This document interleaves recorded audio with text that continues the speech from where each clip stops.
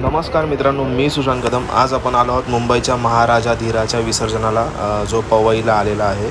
थोडा आपल्याला उशीरच झाला यायला, पण बघू शकता तुम्ही विसर्जनाच्या सुरुवात आहे इकडे। आय थिंक सो आता ह्याला क्रेनला लावून उचलायचा प्रयत्न करत होते, पण हा प्रयत्न काही यशस्वी झाला नाही मित्रांनो, बिकॉज मूर्तीची एका साईडला तोल जात होता। त्यांनी एकदा दोनदा उचलून बघितलं, प्रयत्न केला, पण मूर्ती तेवढी स्टेबल राहत नव्हती, ज्या कारणाने त्यांनी हा प्लॅन पुढे कॅन्सल केला। सो आपण बघूया पुढे, मी तुम्हाला दाखवेन व्हिडिओमध्ये। असं शेवटपर्यंत हा शॉर्ट्स व्हिडिओ आहे, सो बघूया पुढे। हे बघा, फक्त एकच गणपती इकडे, जो हा 21 दिवसाचा असतो, नवसाचा। सो हे बघा चालू आहे।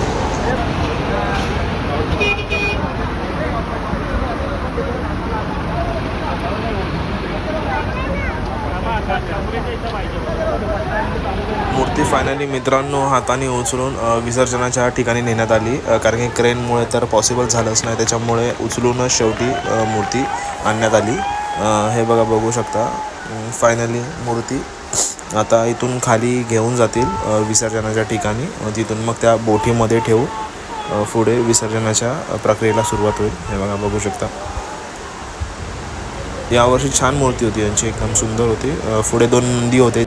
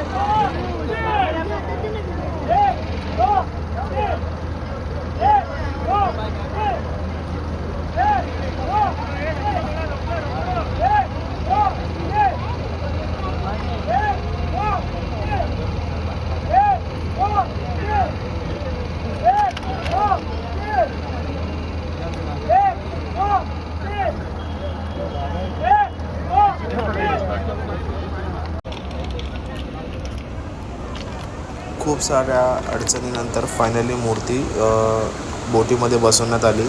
हे बघा, बघू शकता, तुम्हाला पुढे दाखवतो। हे बघा, एकदम कट टू कट मूर्ती आपली तिथे ठेवण्यात आली आहे। आता एक थोडा आतमध्ये घेऊन जातील, थोडा डीप, आणि मग विसर्जन करतील। सो फायनली आपल्या बाप्पांचा आपण आता निरोप घेऊया। व्हिडिओ आवडल्यास नक्की लाईक करा, चॅनलवरती नवीन असाल तर सबस्क्राईब करायला विसरू नका।